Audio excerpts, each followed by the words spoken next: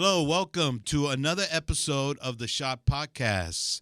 Today we have Ben Gomez and Michael Garcia. Welcome, guys. Welcome to the show. Thank you. Thank It's a you. pleasure being here. Yeah. So, Michael, Ben, what does he do? Well, Ben, oh man, He's committed to your project. pretty much we worked together, and I brought him in on board on the Dark Side of Being Kind, which is another feature that we finished filming last year. It's on post, and he's my sound engineer. He also worked on Memorable Possessions, which is done and on post, and he's done sound editing, and he's also my engineer on that one. So Ben's field, as you can see, is he's mostly sound, but now he's stepping into becoming a filmmaker. So he's pretty much hanging around with me, and I'm, teaching him a few things, and I'm learning off of him. And now he has a feature that he's working on for a thesis, right? Yeah, right. For my senior project. Yeah, for his senior project, and he wants. Would you me to tell be us about that? photographer. Well, right now I'm going to the Arts Institute, and And Round Rock? in Round Rock, being in digital film, being a director, and right now I'm working on my senior project as my final, and it's also going to be submitted on some festivals and stuff like that. Okay, so how long have you been in making films and working with people and doing sound? Well, And what got you into it? what got me into it? Well, it started 30 years ago. I was on the first mariachi movie on set with Robert Rodriguez in What? Acuña, Coahuila. The one that he talks about That in this one book. that I was on set with them. And at the time I was playing with the band, Grupo Angel, and we traveled all Mexico, United States. I was on tour. The guitar player auditioned for it. And if you see it, he's the only white guy in the salon scene where he gets shot. Only white guy. And I'm on set and I'm watching everything was going around. Pretty cool. How'd you get to? How did that happen? They were looking for extras. And the guitar player comes back, hey, they're looking for extras. They just want people to stand in. And I'm like, okay. So you were just there. I What were you wa- doing? What were you doing in Acuna? Well, in Acuña, like I said, I was playing with the band. We were on tour, or we were on break. Oh, You know, and he just happened to audition. And Robert was looking for extras. He couldn't find it. All right. people. So now I'm shifting my Nvidia from you to him now. Yeah. Yes. Jesus Christ! Like I just read all of that. Like the last 2 nights, I've been just like going through the book again, and it's like reliving that whole experience. But you were actually fucking there. I was there. Like- I was there as an extra. Selma Hayek, the rest of the actors. But I saw him. But that's not the original mariachi. Then. No, that was the one next to With it. Salma Hayek. Yeah, with is- Selma Hayek, but his vision was the same. He was didn't the same. was the same. So He- you weren't on the first one then. not the first one. I was on the second one. All right, let's clarify that. All right, Yes, I I'm was gonna on the back second- up some of yeah. that Nvidia then. But at the same time, his vision was the same. He still didn't have. No, he for didn't sure, know- yeah, for yeah, sure. yeah. That's still an amazing, incredible, story and opportunity that you were there at that time. Yeah. That is amazing. And it's those little opportunities. I was playing. I was touring at the time, and I just happened to be there. Like, who gets booked to go play in Acuña? I hear Acuña is like just a little True. piss town or something, But right? back in the late '90s and stuff like that, tropical music was like the huge thing around United States and Mexico. So we not only there, we went to Monterrey, we went to Saltillo, we went to Mexico City, we went to I love Cancun. Mexico City. We went to all these towns to go play, and we had a record contract and came out on TV. If y'all remember back in the day, that guy used to say, "Orle, take it away." Johnny Canales show came on that a couple of times, but I never did like being in front of the camera. I hated doing interviews. I just wanted to make music. That was it. And fast forward to now, I got enrolled to the school, and that's what I wanted to do. How I came across Michael and Joe, I just happened. Joe was tending a laundromat. I walk in because my dryer broke down. Went to go dry my clothes, and I saw him. I'm like, dude, you look familiar. He goes, yeah, you probably see me on a couple of shows. And I'm like, well, yeah, what shows? And he named them off. And I'm like, and I just happened, hey, whenever you need a sound guy, let me know. And next thing, here I am with these great guys around me, man. So when you say you're a sound guy, be a little more specific. Break that down for us. Okay. What exactly do you do as a sound guy? And you know, you also said he does sound editing. Sound editing. Well, going back to that, as a sound guy, I do live performance, live venues at my church, and then other projects on the side.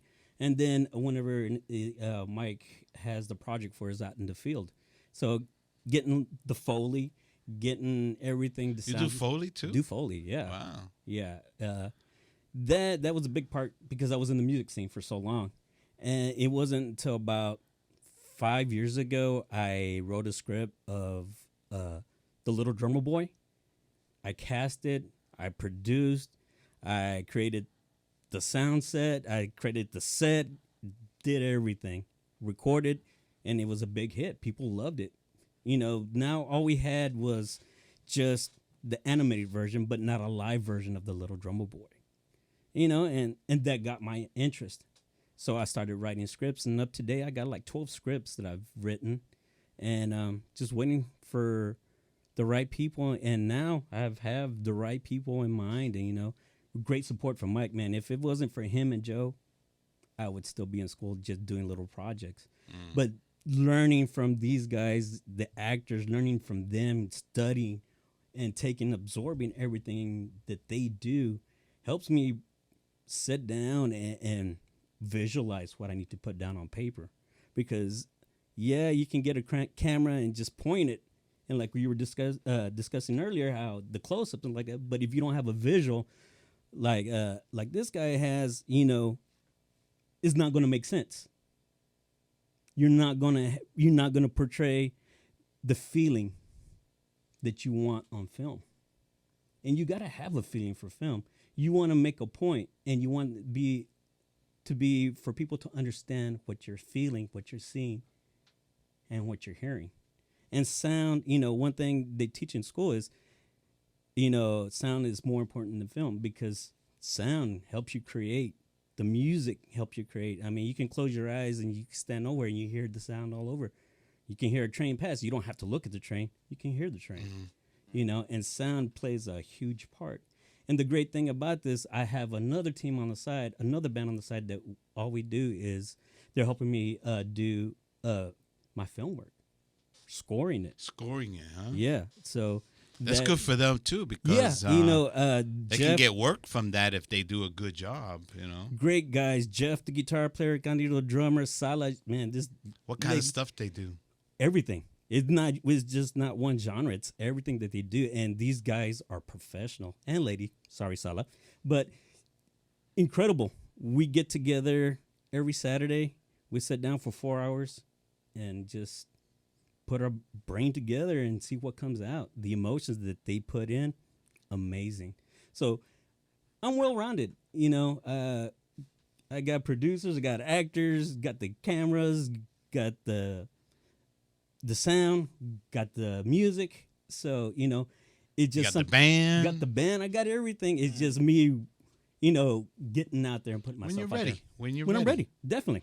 You know, there's a lot of people that rush before they're ready, and they just produce, you know, stuff that's not that good, not that impressive, you know. Right. So. Exactly. And that's why I like, you know, I want to take my time, you know. So what's some things that you've done for Michael, like maybe something, a challenging aspect of audio that you had to do that was a learning experience for you?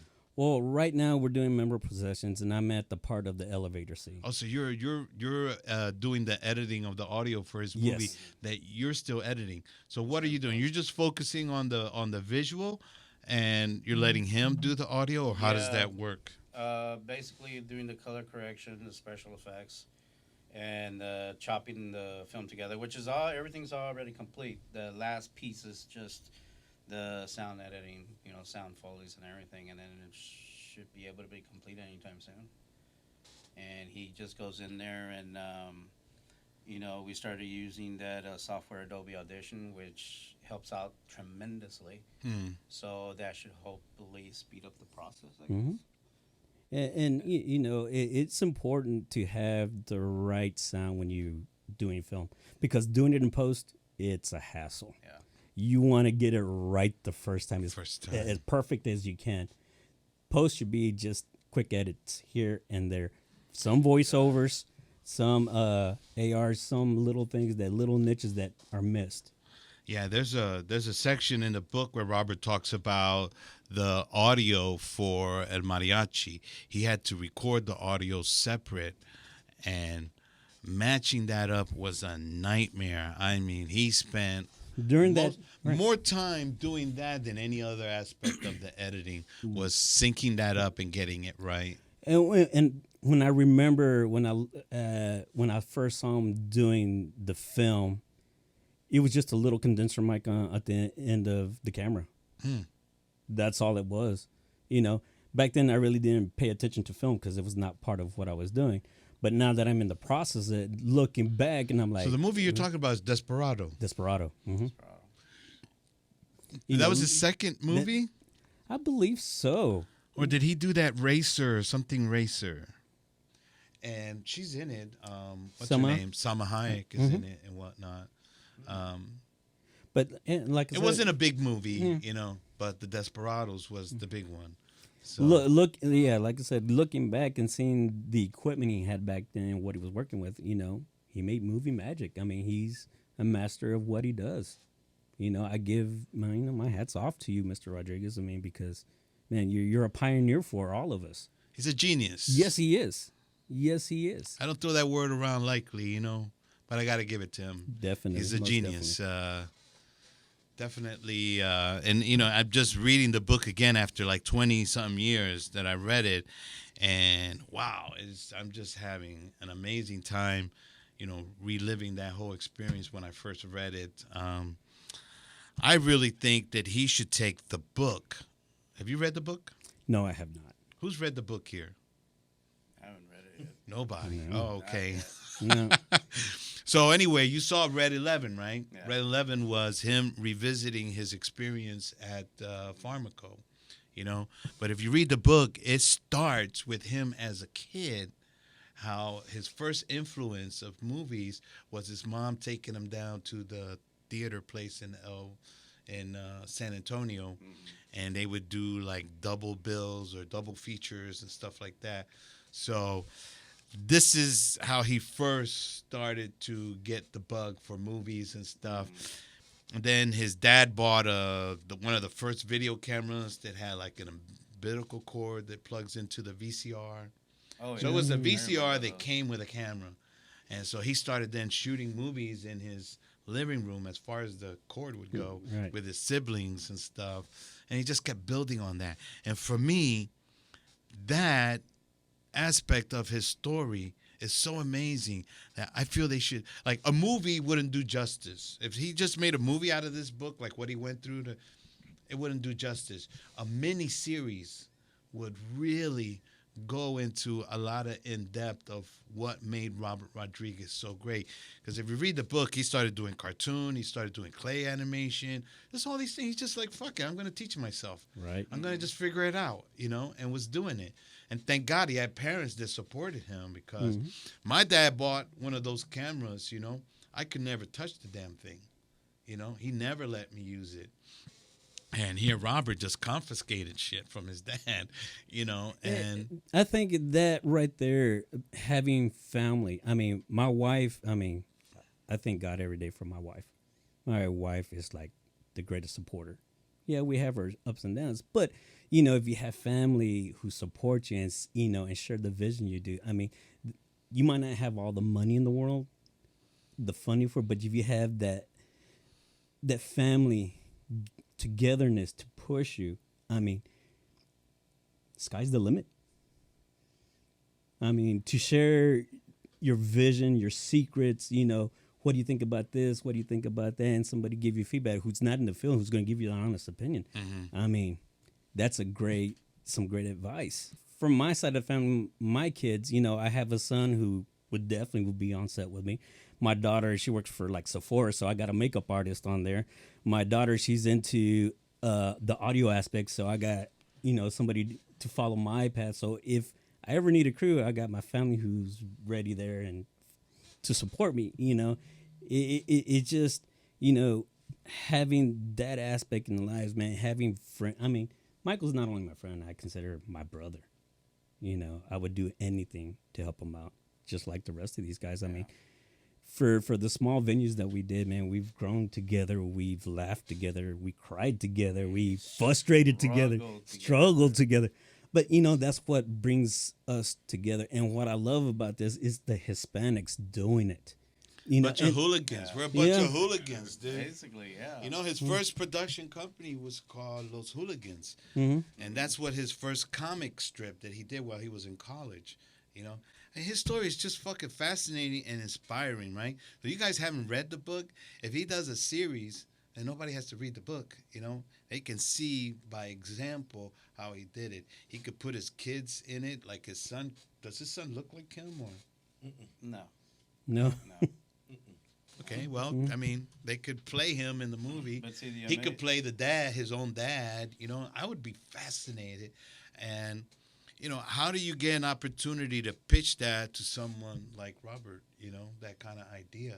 Yeah. He doesn't tire of talking about that experience. I mean, every 5 years he does another anniversary of El Mariachi and rescreens it. And, everybody who's in the audience is like in the palm of his hand as he's talking about, I used a wheelchair for a dolly. And even when I'm reading it, I'm like, God, it's like he's so fucking brilliant, Like you were lucky to fucking be there on the set of Desperado. Yeah, that's literally a Bible for anybody that wants to be a filmmaker. And he sees the people that... Yeah, it doesn't matter Latino or not Latino. Right, it doesn't matter. This applies to everybody. Everybody. Because he sees people that, I know he wants to be a filmmaker, but he doesn't know how. Or he doesn't realize what he has. That is the Bible for the people pretty much like us. Like, okay, what do we have around here that we can use to help us make this film? You can make a film. You can pick up your phone. You can pick up whatever. Obviously, yeah. You're a filmmaker.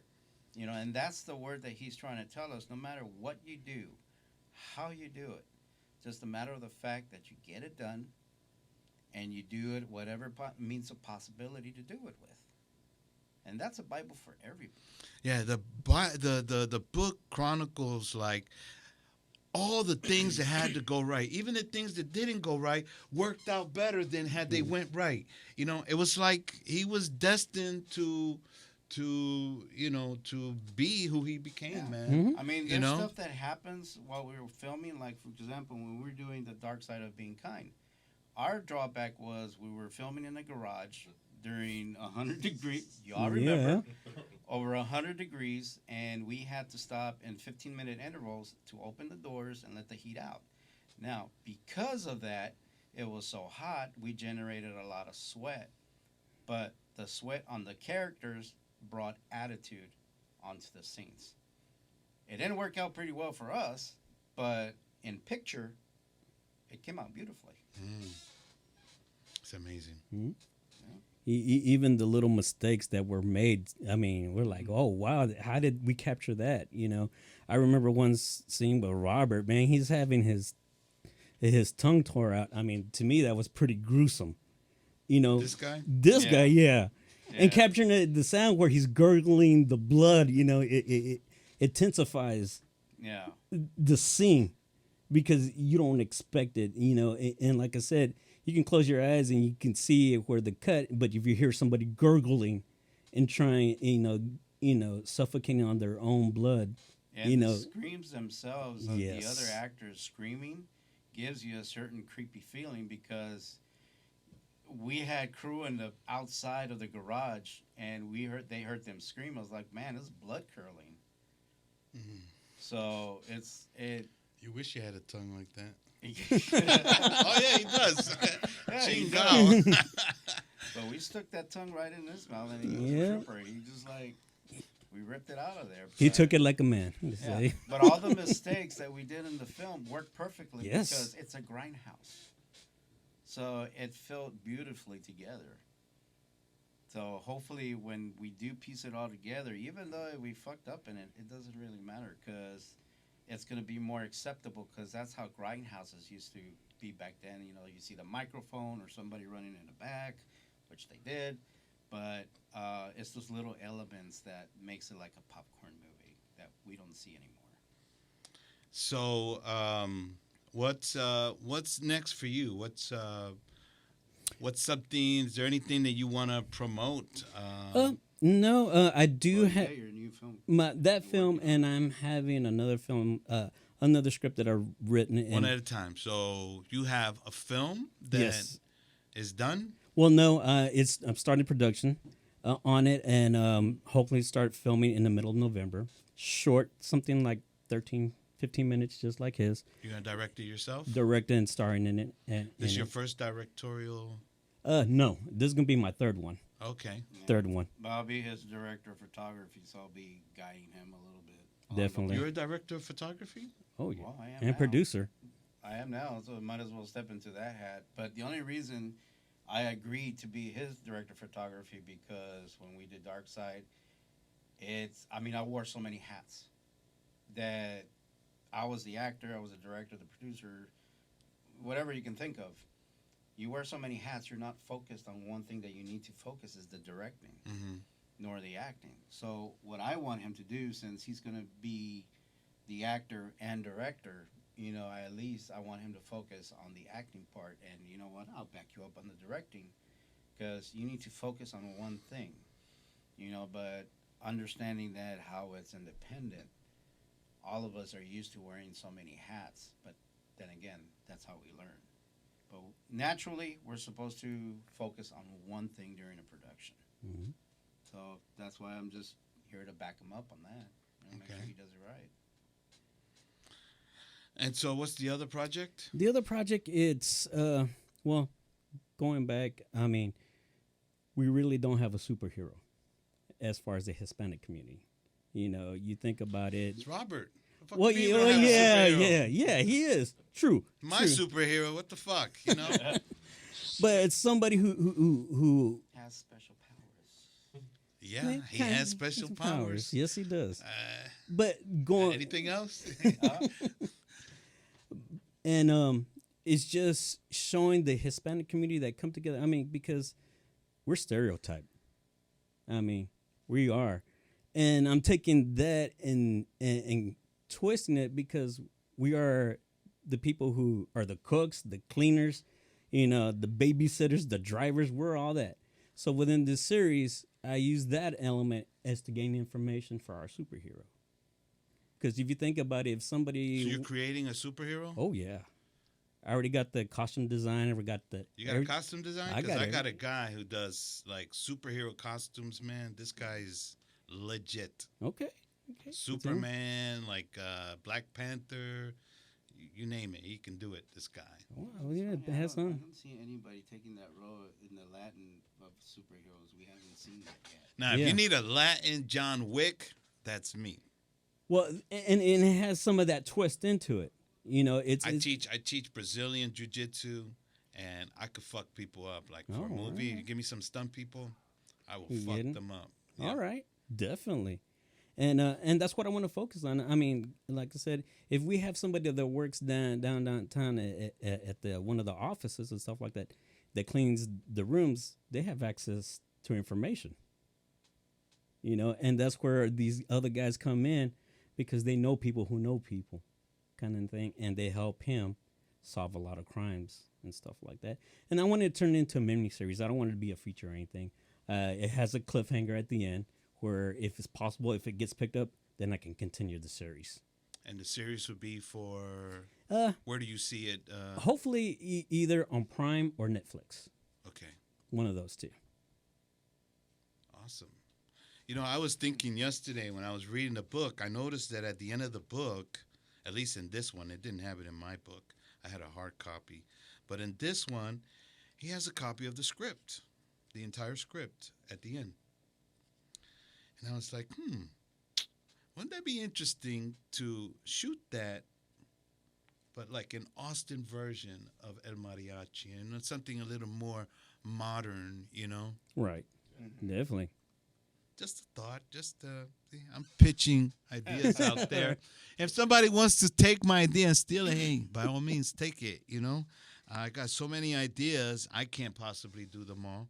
But yeah, see here at the end, it has the script, and I wonder what that would look like. You know, an Austin version done by a bunch of hooligans. We got the team here.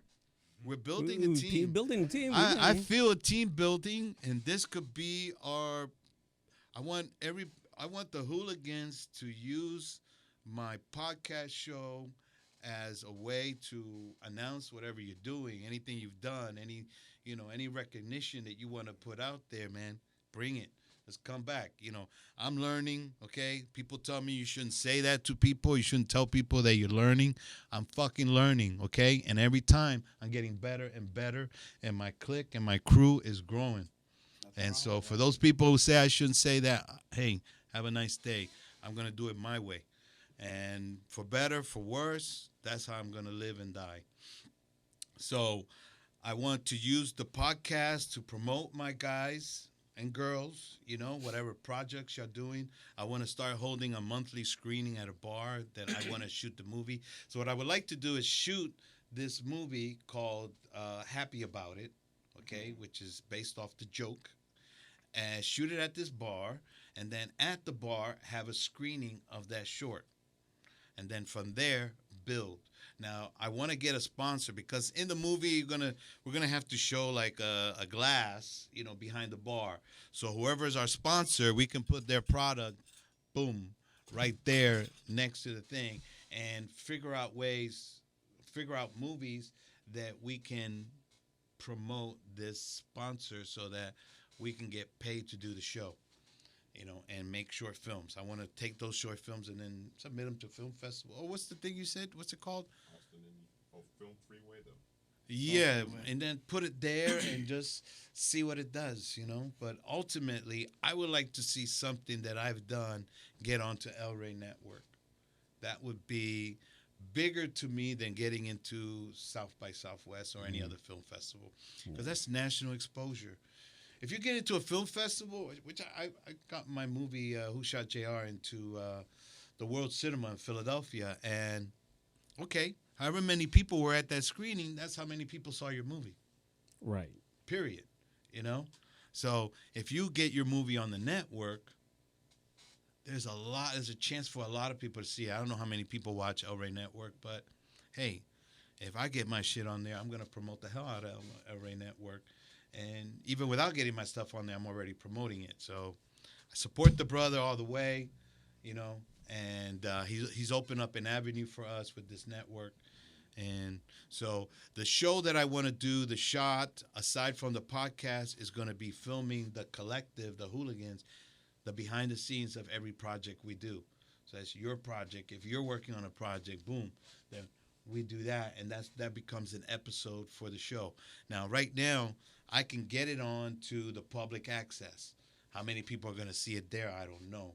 But ultimately, I'd like to keep working it and refine it to the point where maybe one day, maybe we can get picked up by El Rey and be something that's put on El Rey Network. Well, you know, sometimes, like the saying goes, you got to get your feet wet. You're getting your feet wet. You know, like that's I said, why I'm here. I'm here experimenting. Definitely. You know? And sky's the limit. Who knows what can happen? You know, what doors can be opened from here. This guy shouldn't be touching this equipment. He didn't get certified, but do we care? Fuck no. We're a bunch of troublemakers here, you know? I'm learning That's like it. you. So anyway, I'm going to conclude our show with that. I always end my show with my guest throwing a pitch. Okay. And I don't know if you were here when we were doing. No, you were. Yeah. Yeah, I was running sound. Yeah, you I was run the running sound. I'm looking this way. I totally ignored you. It's like you didn't exist. But anyway, so now the spotlight is on you, my friend. All right. Let's say elevator doors open, you get in, right behind you is Robert Rodriguez. Robert Rodriguez. Okay. So, and you have some experience with him. You think he knows you? No. You think he would remember you? No. He knows you. He knows him. Yeah. Definitely knows this guy. Yeah. You think he knows you? You're getting there? Yeah. Yeah, you keep Getting staying next to him, he's gonna remember you. Exactly. All right. All right, so let's say you're on an elevator with Robert Rodriguez, and you're going up to the 13th floor, and you have an opportunity to pitch Robert. What would you say? Mr. Rodriguez, it's a pleasure meeting you again. We shook hands on Desperado in the saloon scene. I was standing next to my friend, the only white guy on the set, and you can see him on film. You shook my hand. You said, stick around. It was a pleasure meeting you, seeing you work. I did not take everything in at the time because film was not in it. But now that I'm in the film, aspiring to be a director, you've given me the vision, the passion, and the opportunity to do what I like to do now. And hopefully one day you can critique one of my films, study it, and give me some advice. Thank you. That's good. So that's going to conclude our show. Thank you, guys. Thank you for coming in. Thank you, Ben. Appreciate it. My pleasure. And Michael, always a pleasure for coming in. And keep bringing in more people, man. This because our clique is growing. And I think the hooligans are going to really do some damage in this town. So. We're going to take over the public TV here. Slowly, we're already doing it. I mean, I had my boy doing shit in here earlier he shouldn't have been doing. I'm not going to drop any names, but slowly, little by little, we're going to take this place over. And I think we're going to do some big things. So I'm really proud to be surrounded by some really good guys. You guys are inspiring me. And all of you guys need to read the fucking book, all right? Definitely, yeah. So don't come back here till you read it. I got this for like, I think $5-6. So, so don't let money be the reason why you can't get it. So thank you for tuning in. Tune in for our next episode. And until then, have a nice day.